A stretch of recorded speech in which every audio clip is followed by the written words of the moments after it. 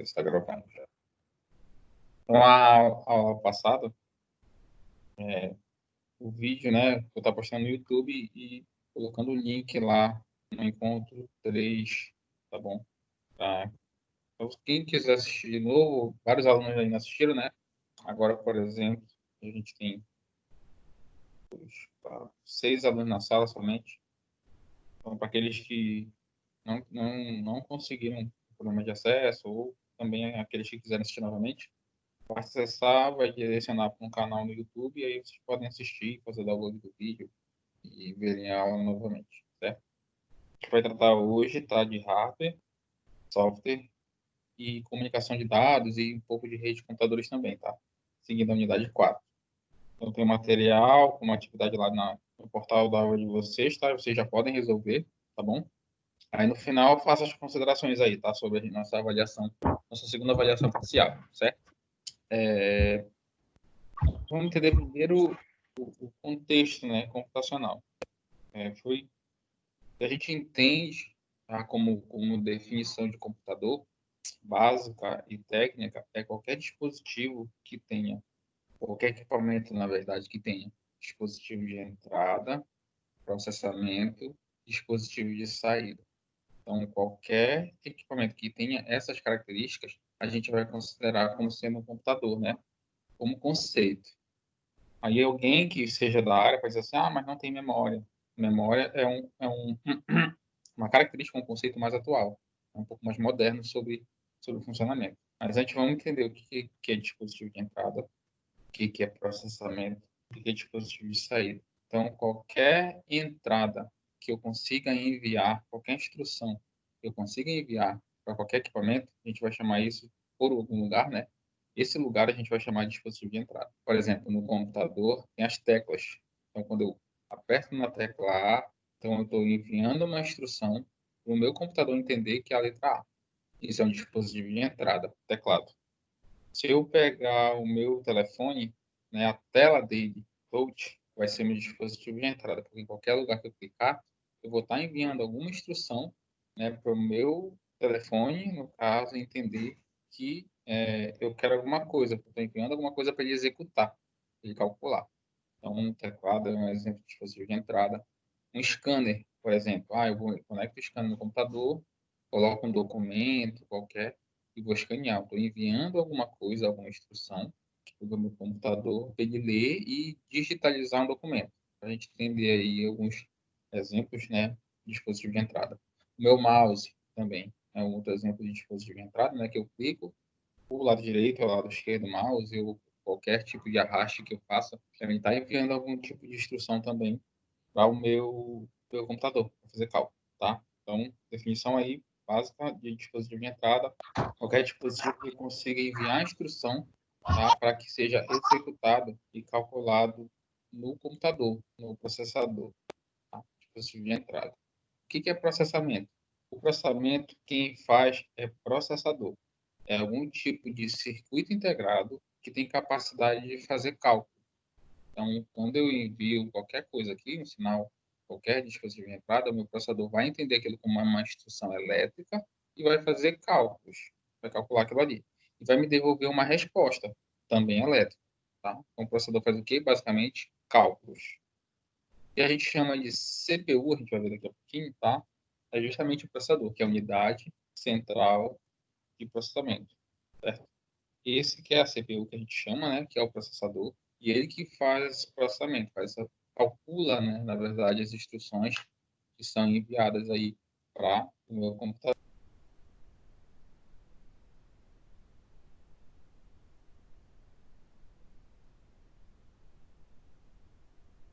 Beleza, já vimos o que é o dispositivo de entrada, sabemos o que é processamento, e o dispositivo de saída é por onde eu consigo ter o resultado desse meu processamento. Então, eu tenho uma interação, geralmente o dispositivo de saída, com tanto o dispositivo de saída, geralmente tem interação com o usuário final, né? No caso com a gente, que está operando o equipamento. O dispositivo de saída é o que dá a resposta. Então, se eu, dispositivo de entrada, teclado, clico na letra A aqui no meu teclado, o meu processador recebe essa instrução, faz o cálculo e ele devolve uma resposta. Essa resposta, eu tenho leitura através do dispositivo de saída, que nesse caso vai ser a tela do meu computador, por exemplo, ou um monitor, ou uma TV, ou alguma coisa parecida com isso, tá? Seria um exemplo de dispositivo de saída. Outro exemplo, uma caixinha de som. O meu processador está lá executando uma playlist ou alguma coisa assim, ou qualquer tipo de filme ou voz, e a saída desse cálculo, né, na verdade, desse processamento, está sendo dado, está saindo, né, pela caixinha de som. Outro exemplo também, dispositivo de saída.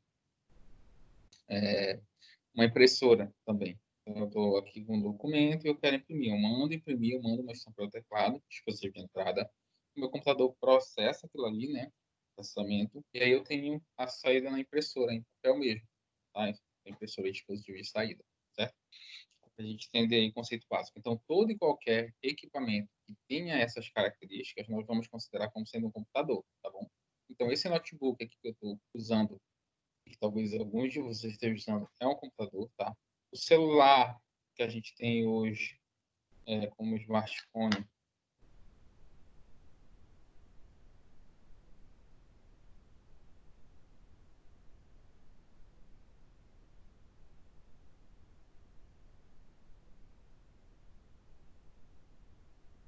então, o celular como a gente tem, já falei para vocês, tá? Toda vez que eu pausar aqui, vídeo, microfone, é que eu fui beber água, tá? E seca muito mais a boca do sala de aula, eu acho. Então, o celular, como a gente tem hoje, né, como smartphone, tem as telas touch, o taxa de processamento alto, de alto desempenho, e a própria saída, né, seja alto-falante, seja a própria tela, que dá resposta de vídeo, qualquer coisa assim, tá? A gente considera como sendo um computador. E, na verdade, é mais do que hoje. Tem muitos telefones desses que são muito mais potentes até do que alguns computadores, tá? Mas não só isso.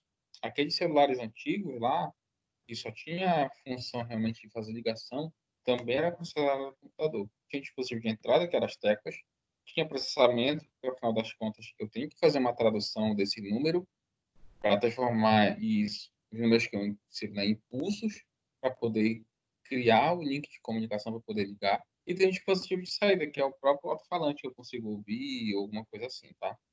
Então, todos os telefones, né, por conceito, são considerados computadores.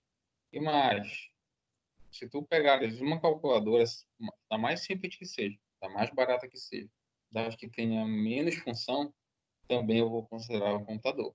Tem o dispositivo de entrada, tá? Que são as teclas. Eu vou ter dispositivo de saída, que é o próprio visor, né? Que eu clico e visualizo os números.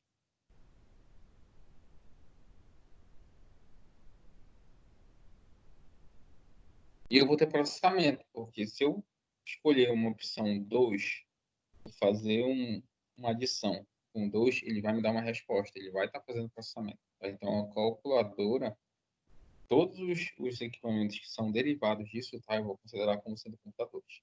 Tanto é, tá? Que o primeiro computador que existiu foi o ENIAC, que nada mais fazia do que cálculos, tá? Era um computador que ocupava uma sala inteira, completa, era muito... esquentava demais, né? Estava muito quente, então a sala tinha que ser muito grande, além da própria estrutura dele ser muito grande, tá? Porque era com válvulas e tudo mais. E ele só sabia fazer cálculos matemáticos e simples ainda, nem complexos como esse que a gente tem hoje. Na verdade, é só cálculos de adição, tá? E aí a gente tem uma divisão de geração de computadores, tá? A primeira geração foi o ENIAC. A nossa geração que nós estamos agora, né, que é a última geração, são dos circuitos integrados, dos chips, né? Que eu tive uma diminuição dos equipamentos. A gente vai ver hoje que a gente tem não só telefones menores, né? A gente passou de telefones grandes para menores, agora está ficando maiores novamente, mas mais por uma questão de estética do que por uma questão de desempenho, porque a gente consegue ter hoje o mesmo desempenho num telefone grande num pequeno. É mais uma questão de estética, realmente, tá? Porque eu consegui fazer com que os meus circuitos integrados, né, os meus chips, eles ficassem menores. Então, eu tenho hoje computadores ultra finos, né, notebooks bem fininhos. Consigo ter desktops que são aquelas CPU, como o pessoal conhecia como CPU, né? São os computadores de fato, igual esse aqui, ó, que a gente chama de computador de mesa, que nós chamamos de desktop. A gente tem hoje aqui, vocês viram da forma que são bem menores, são bem mais finos e tem uns ainda menores que aqueles. eu consigo ainda manter um nível alto de desempenho, mesmo tendo uma diminuição do tamanho. Porque é por causa do desenvolvimento da tecnologia, dos chips e da integração dos circuitos aí. Tá? Os monitores diminuem de tamanho e tudo mais.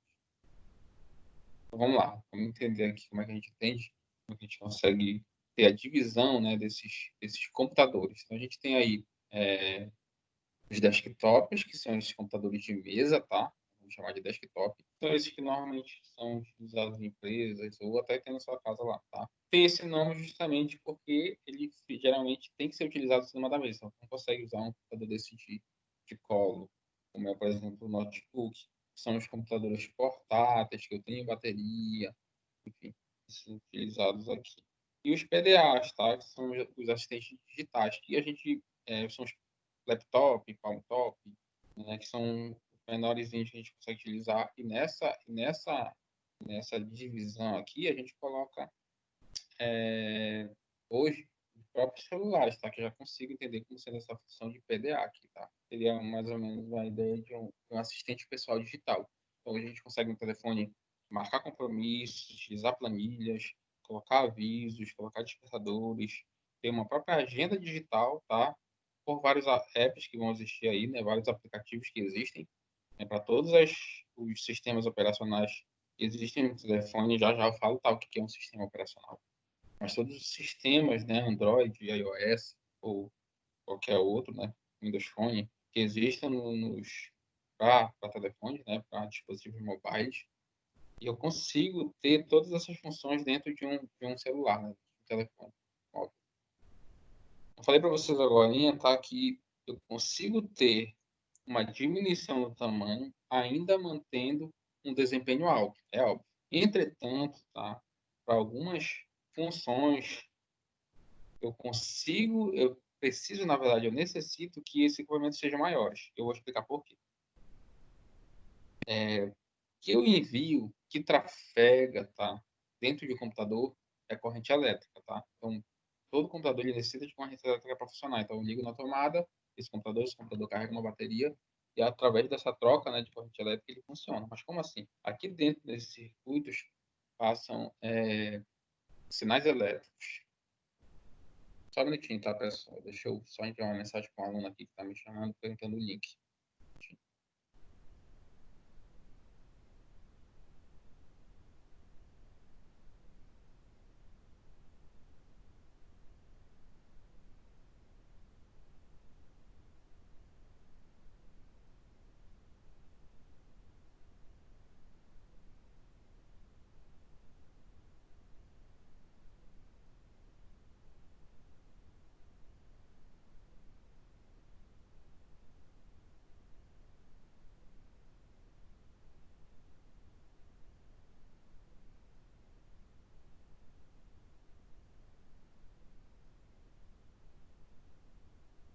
Beleza, voltamos aqui.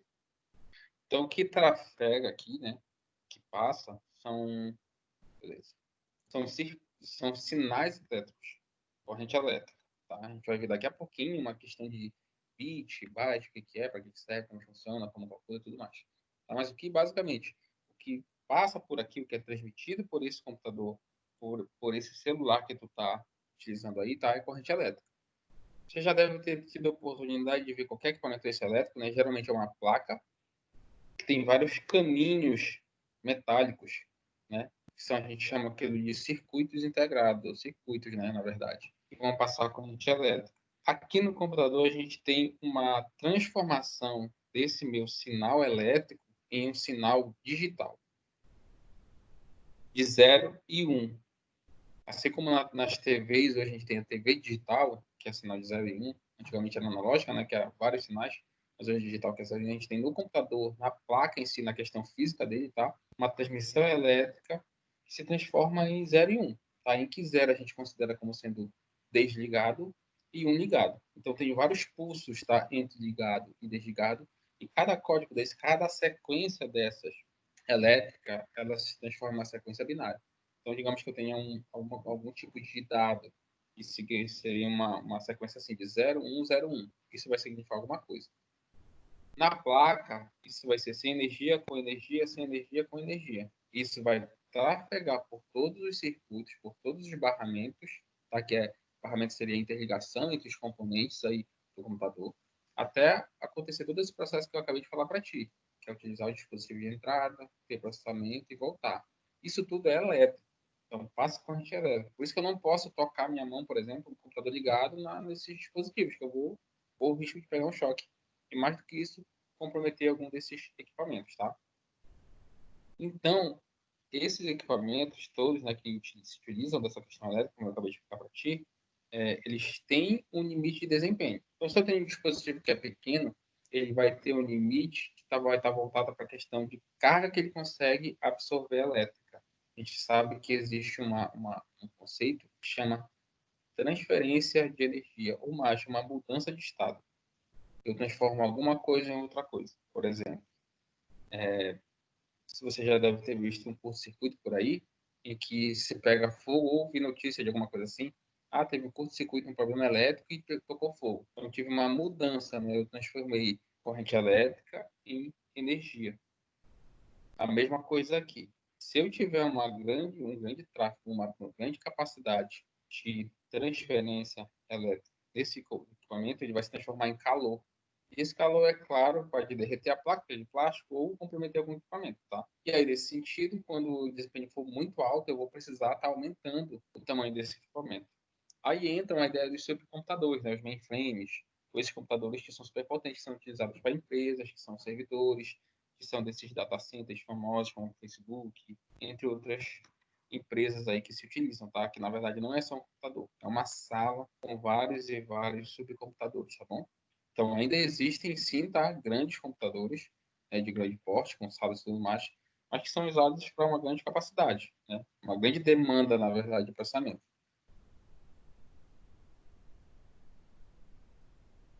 Imagina aí quanto é acessado o servidor, né, ou o computador do Instagram, por exemplo.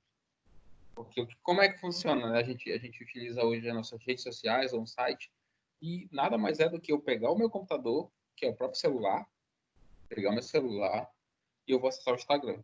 Então, para eu chegar lá, eu só estou acessando outro computador. A diferença é que ele está fisicamente em outro local, como se eu estivesse acessando esse computador aqui na minha frente aqui, só que ele está em outro local.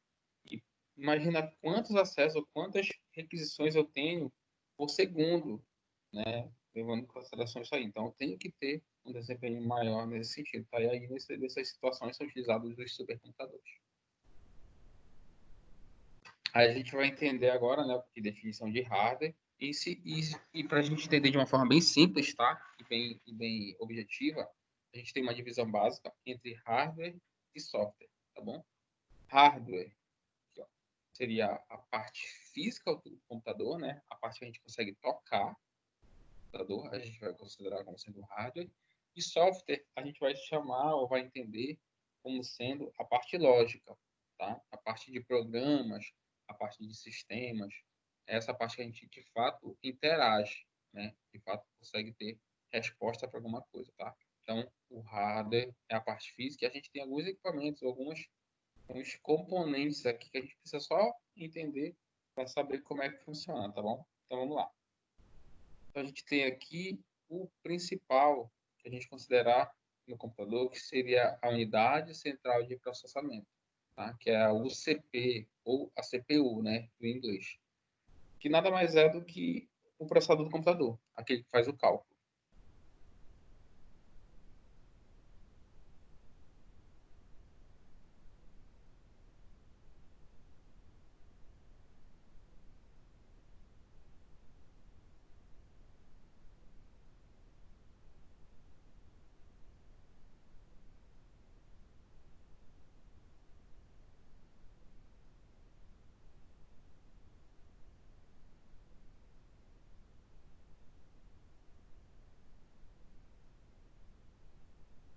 A gente tem algumas divisões aí, tá? Dentro do próprio processador. A gente tem a unidade de controle, tá? A unidade de lógica aritmética, que seria, a gente chama de PULA, né, que seria a unidade de lógica aritmética, e a unidade de controle, que seria o C, tá bom? Seria esse bem aqui, ó, esses dois itens. A gente vai dividir assim. Além desses dois itens dentro do processador, a gente tem um outro que é chamado de registradores, tá bom? Então, no meu processador, tá, eu tenho uma unidade que controla alguma coisa e eu tenho uma unidade que calcula alguma coisa. Então, isso aqui controla o que entra, o que sai dentro do processador. Isso aqui calcula. Os registradores, tá? É um tipo de memória, que é claro, o processamento é feito por pedaços, por parte.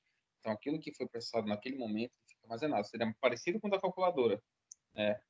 Uma memória do processador, interna do processador, que armazena o estado do cálculo, o estado do processo que a gente chama, tá? Essa aqui seria a divisão do processador, a unidade de processador. Além disso, eu tenho, né, a unidade de entrada, que são os dispositivos de entrada que nós já falamos, tá? E nós temos a unidade de saída, que, é claro, são os dispositivos de saída. Nós temos uma memória, tá? Que nós chamamos de memória principal, que é uma memória que a gente chama de memória volátil, ou seja, ela precisa de corrente elétrica para funcionar. Quem já teve a oportunidade de ver um computador aberto, uma memóriazinha, tá? Um slot de memória fininho que a gente consegue conectar. É, o desempenho do computador e muito tem a ver com essa memória, com a capacidade dessa memória. Tá bom? Essa memória ela precisa de corrente elétrica, ou seja, quando eu desligo o computador, tá? Tudo que está armado nessa memória se perde. A memória que a gente chama de memória volátil. E a gente tem a unidade de memória secundária, que é o famoso, um exemplo tá, dela é o famoso HD, hard disk, né, disco rígido. E essa aqui é uma memória secundária, tá, que a gente chama de memória não volátil, ou seja, ela não precisa de corrente elétrica para funcionar. Entra aí o pendrive, os CDs, disquete antigo, o cartão de memória, o próprio disco rígido, tá bom? Então, eu armazeno qualquer coisa aí e mesmo que eu desligue, né, que eu tire corrente elétrica, eu desligue o computador, ainda assim, tudo que estava lá continua armazenado no meu computador. Ou, aliás, na memória, na verdade. Né?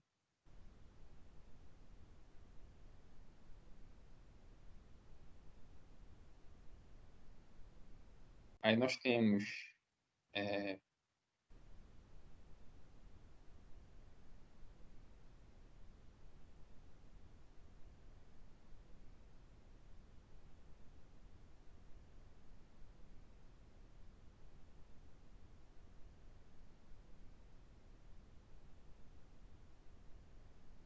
os exemplos aqui, tá, de hardware, periférico de saída que nós já falamos, né, que é o nosso monitor ou a impressora, periférico de entrada, os exemplos aqui, o mouse, o teclado.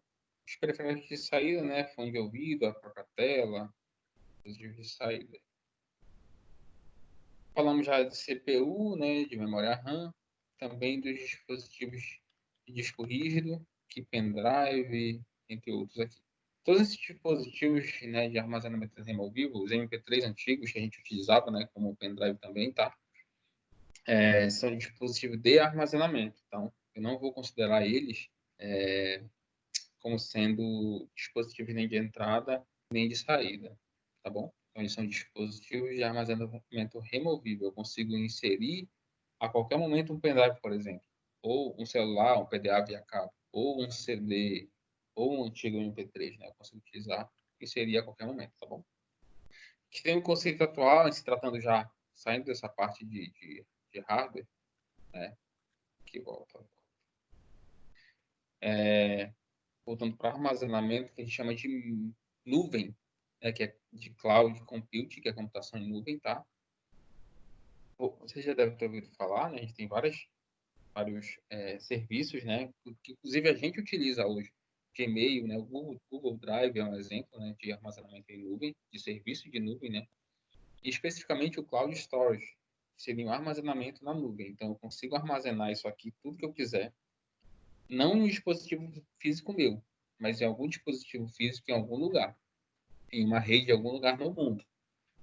Então, eu consigo, é lógico que eu tenho que comprar, adquirir esse serviço, né? Apesar de ter alguma capacidade, algum grátis, mas eu consigo armazenar determinada capacidade de dados né, que eu preciso armazenar em algum local, de forma segura, inclusive, né? Talvez até mais segura do que armazenamento em um dispositivo interno, que eu posso ter a quebra do equipamento e não ter mais. Na computação em nuvem, né, que é essa ideia aqui, eu tenho a ideia da redundância, ou seja, eu vou ter vários computadores espalhados, tá, geograficamente, em lugares geograficamente distintos, lugares diferentes, e que eu vou ter uma cópia disso que eu quis armazenar.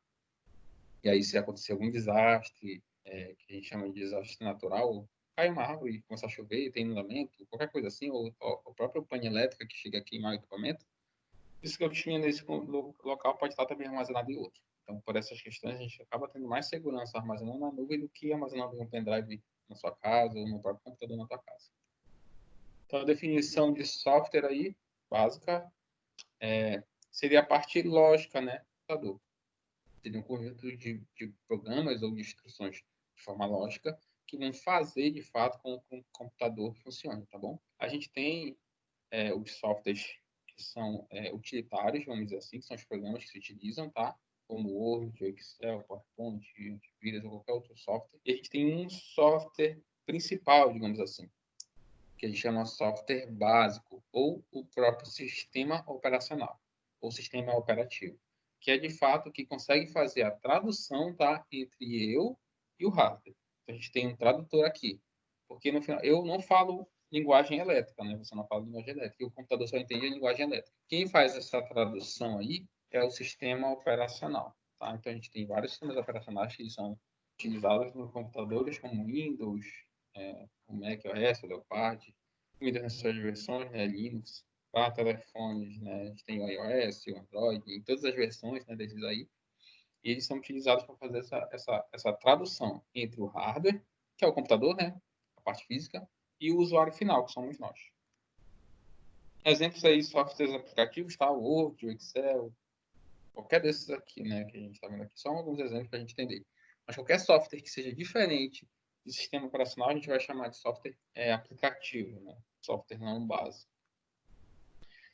E aí a gente tem uma subdivisão de software, tá? Básica, apesar de ter algumas questões voltadas para licença, tá? Que a gente não vai entrar nesses méritos, mas a gente tem duas divisões básicas para software livre e software proprietário. O próprio nome já traz um entendimento, né, prévio para a gente, né? Basicamente, software proprietário é que tem um dono, é uma empresa que criou esse software e ela detém os direitos sobre esse software. Ela cobra por esse software, então tem que ser adquirido. Um exemplo é o próprio sistema operacional aqui da Windows, tá? Qualquer um desses, né? Windows 8, 8.1, Windows 7, Windows XP, Windows Vista, nas versões anteriores, esses são exemplos de softwares proprietários de sistema operacional, né? Que eu tenho que comprar, tenho que adquirir, pagar para poder utilizar ele, tá bom?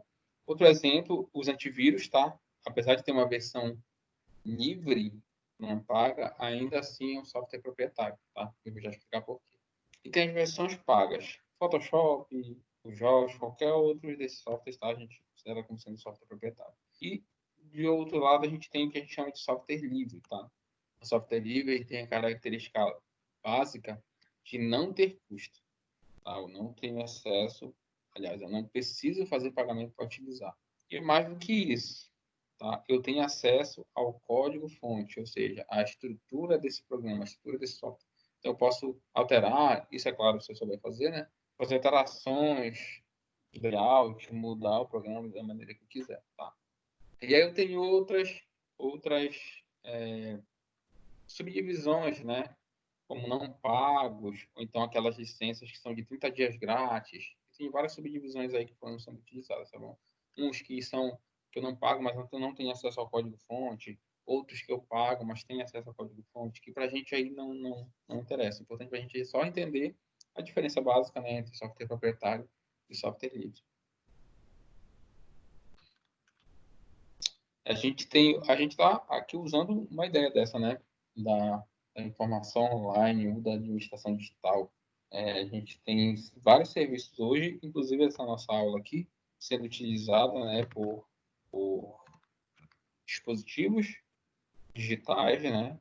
E mais do que isso, a nossa própria disciplina trata da utilização desses equipamentos, né, ou na verdade da tecnologia digital, né, dos softwares, dos hardwares, dos programas que são oferecidos, das soluções em software que são oferecidas, como ferramenta para eu conseguir melhorar alguma coisa, seja desempenho, seja lucro, seja a escolha de uma decisão, mas principalmente voltada para a questão estratégica, né, para a inteligência empresarial. É alguma coisa que me dê melhor subsídio, que consiga fazer com que eu tome melhores decisões, escolha melhores caminhos aí para estar auxiliando no meu negócio.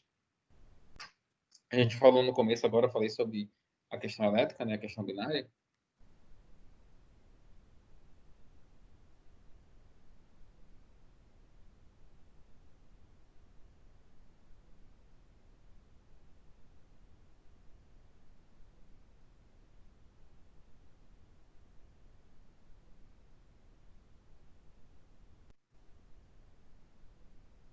E aí eu falei agora um pouquinho sobre essa questão de 0 e 1, né? Ser questão elétrica, o que o computador entende, como se transforma e tudo mais, tá bom? Que é o mundo binário que a gente tem hoje. E para isso a gente tem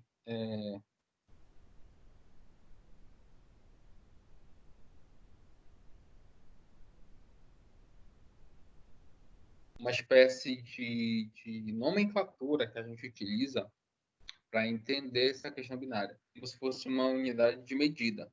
A gente tem metros, não tem? A gente tem quilos. E aqui a gente tem a ideia do byte, que seria a unidade de medida para computação, tá bom? Para dados, para capacidade, para armazenamento. A gente tem a primeira definição na nossa tabela, que é binária de bit, né? Lembra, um bit é 0 ou 1. Não quer dizer que é 0 e 1 é 0 ou 1. Então, 0 é um bit, 1 é outro bit, tá? E a primeira equivalência que a gente tem que entender é que 8 bits são equivalentes a 1 byte. Tá? E não existe nada de dado menor do que 1 byte no computador. Então, qualquer coisa que exista no computador em relação ao armazenamento tem no mínimo 1 byte. Qualquer documento que tu crie, qualquer pasta, tem no mínimo 1 byte. Então, os bits são usados, como eu já falei para vocês, aí para transferência, né, interna aí. Então, quando eu junto 8 bits, tá? Em armazenamento, eu vou ter 1 byte. E aí eu tenho um aumento das minhas unidades de medidas, tá? Então, por exemplo, se você for uma feira e comprar 1 quilo de farinha, 1 quilo de farinha, só para a gente entender, aqui eu vou ter 1 quilo de byte. Só que lá seria 1 quilo, né? Eu tenho 1.000 gramas. Aqui não, eu tenho 1.024 gramas. Se fosse, né, voltado para a farinha. Mas seria 1.024, na verdade, bytes. Então, 1 quilo de byte tem 1.024 bytes. Essa parte aqui, tá? Normalmente a gente trabalha com cálculos, que a gente vai ver na próxima aula, tá bom? Esses cálculos que eu vou ter que parar para ver. Ou então presencialmente, quando voltar, porque é um pouco complicado fazer cálculos por aqui, né? Ter quadro, e ter interação, e ter pergunta é bem mais complicado a gente entender. Mas aí eu consigo fazer subdivisão em cálculos muito mais fácil para explicar. Mas para a gente entender básico, tá? 1 quilo de byte, na verdade, não tem 1.000 bytes, ele tem 1.024, porque é binário, tá? O sistema de medida é diferente do decimal. 1 quilo de qualquer outra coisa que a gente conheça, utiliza o sistema decimal, que vai de 0 até 9, né? São 10 dígitos. O binário não, só usa 0 e 1. E aí eu tenho umas questões de elevação exponencial aí que a gente não consegue explicar por aqui só pessoalmente, só presencialmente, né? A gente vai deixar para quando retornar a gente visualizar essa parte presencial de cálculos, de conversão, eu saber quantos, por exemplo, tu tem teu pendrive de 8 GB, são 8 gigabytes, né? Dá 1.024 megabytes. Mas quanto é isso em kilobyte ou mais? Quanto é isso em petabyte? Então, essas questões, né, de troca de medidas aí, a gente só consegue fazer fazendo cálculos, e por aqui fica bem mais complicado. Aí na aula presencial a gente consegue visualizar isso aí, certo? A gente já falou de hardware, falou de software, então vamos falar agora da comunicação de dados, tá bom? Mais especificamente sobre as redes de comunicação, tá? Então, a definição básica para rede de comunicação, né, ou rede de computadores, são dois, tá? Pelo menos dois, no mínimo dois.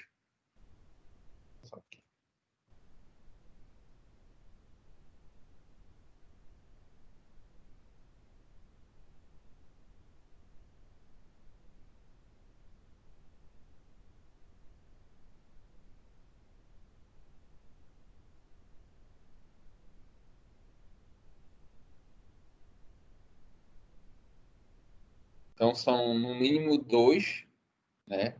São dois ou mais dispositivos, vê que ele não fala computador, né? São dois ou mais dispositivos interligados entre si, né? Com interligação, onde exista comunicação, mas não só isso.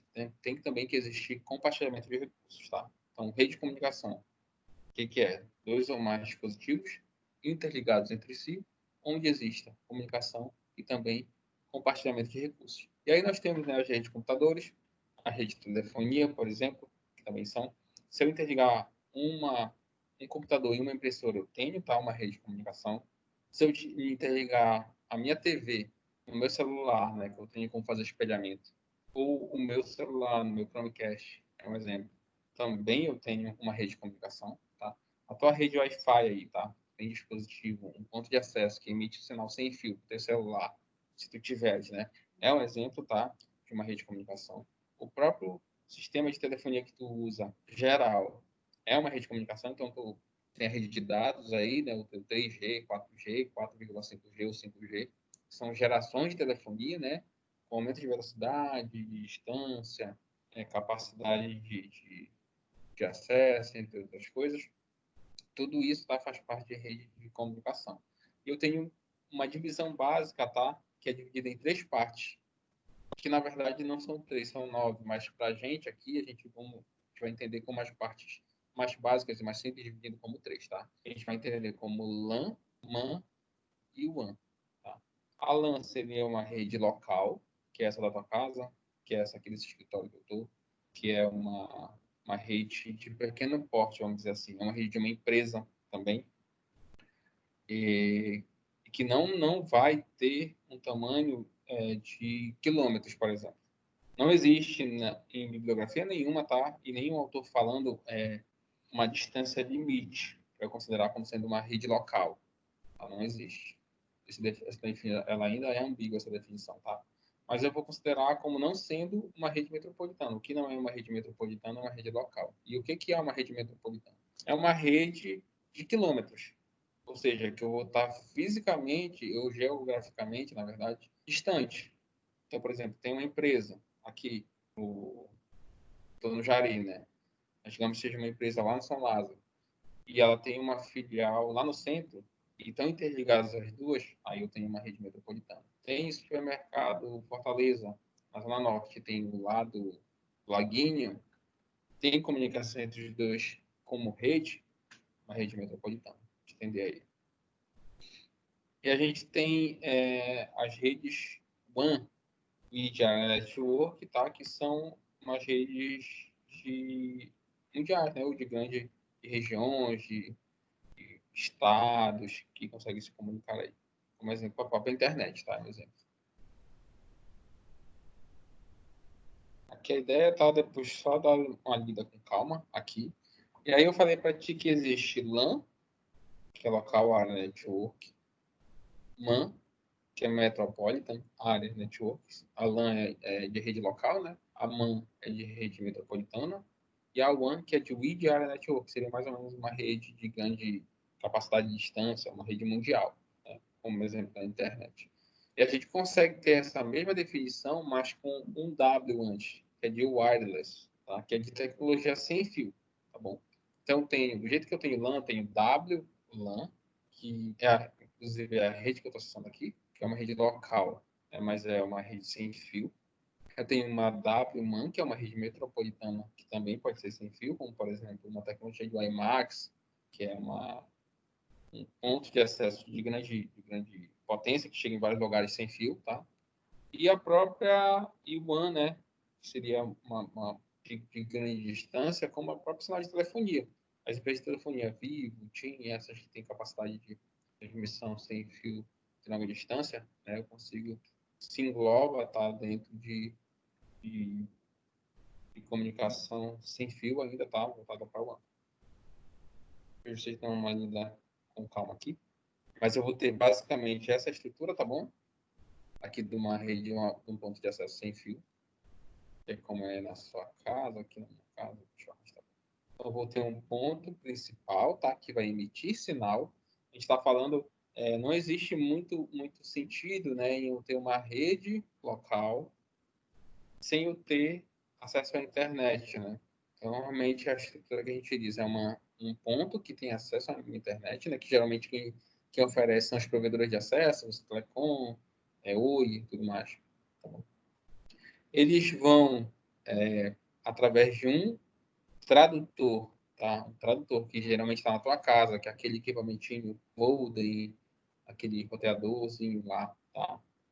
Fazer essa tradução para te entregar, porque são linguagens diferentes e tudo mais, tá bom?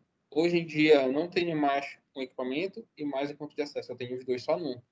Chama de modem router. Só num. E aí ele passa a comunicação e envia a comunicação para todos os dispositivos, tá? Então, o meu sinal ele vem do ponto do meu provedor até a minha casa. Esse equipamento vai fazer a tradução e vai emitir sinal para meus computadores, para os dispositivos, para os celulares, essa segue. Certo. Vou parar aqui rapidinho e vou entrar em outro slide.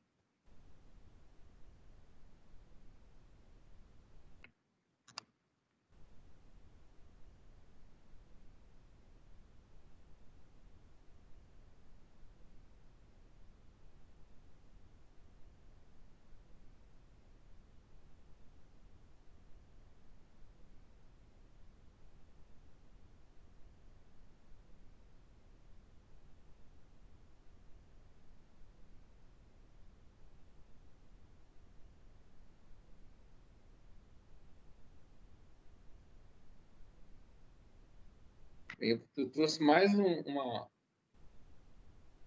alguns exemplos, tá, voltados para hardware, para ficar bem claro aí, que é a parte mais importante de entender, né, hardware e software, que também vai estar lá, tá, vocês podem ler depois com calma, parte física, aí os componentes aqui do hardware, tá, vamos entender aqui, porque existe uma confusão sobre o CPU, o gabinete e tudo mais, tá.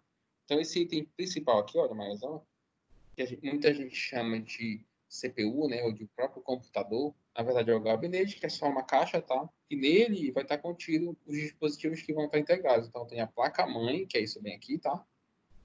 Essa placa-mãe tem essas entradas aqui.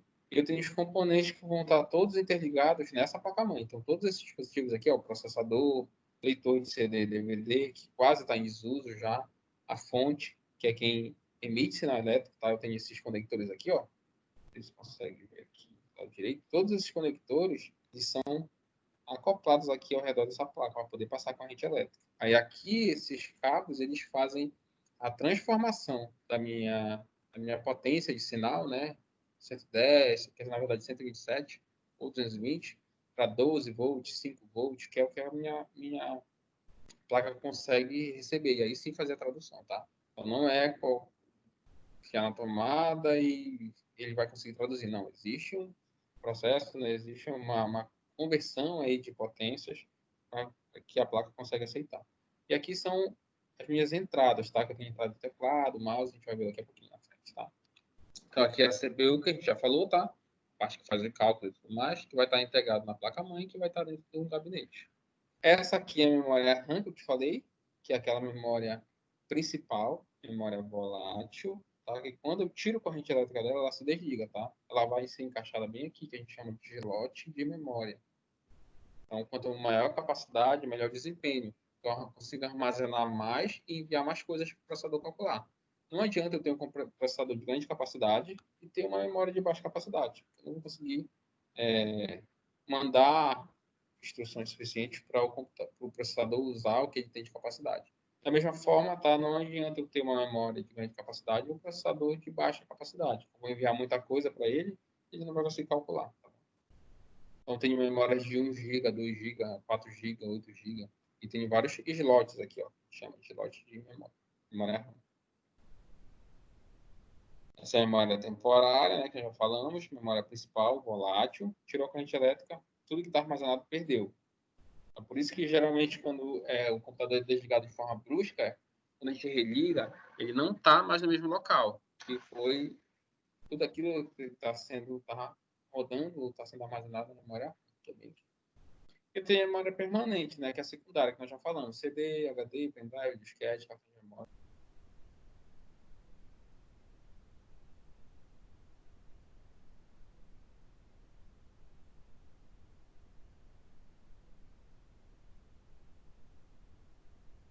Aqui são os slots de entrada, tá?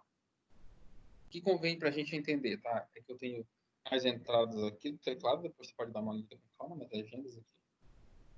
Aqui é a entrada do teclado, perdão, do mouse, e o lilás aqui, ó, o verdinho do mouse e o lilás do teclado, tá? Essa aqui é a entrada VGA, que é de vídeo, que está também entrando em desuso, está sendo substituída pela entrada HDMI. Essa aqui é a entrada USB, tá? Que é o Universal Serial 2.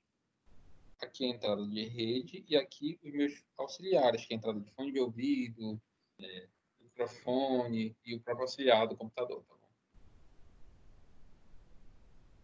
Aqui a gente vai entender o que a gente fala, né, com o periférico. Então, o periférico não é o que tem interno, e sim o que tem externo. Dispositivo de entrada e saída, basicamente, a gente vai considerar como sendo periféricos. São dispositivos adicionais, que não são, de fato, o computador. Né? A gente chama de... Tem a parte do computador, que é a parte que faz ele funcionar de fato, a parte de física interna. E eu vou ter os periféricos, que são dispositivos adicionais. Todos eles, tá? Todos eles são hardware. Todos eles são parte física. Não quer dizer que funcionem sem o software, né? Por exemplo, o scanner precisa de um software para funcionar, mas ainda assim ele em si é um hardware. Tem dispositivo de entrada, tá? Aqui eu tenho os exemplos. A própria câmera que eu estou utilizando aqui no dispositivo de entrada. Scanner, mouse, teclado. E dispositivo de saída, caixinha de som, impressora. E os dispositivos de armazenamento aqui. Aqui nós já falamos, tá? Da subdivisão. E a gente encerra aqui, tá? É nosso item, né? Que fala de hardware, software e comunicação de dados, né? E base de dados de armazenamento. Pergunto para vocês se alguém tem alguma dúvida, quer que eu explique algum item melhor ou tem alguma consideração a fazer. Quem tiver pode habilitar o microfone aí e falar.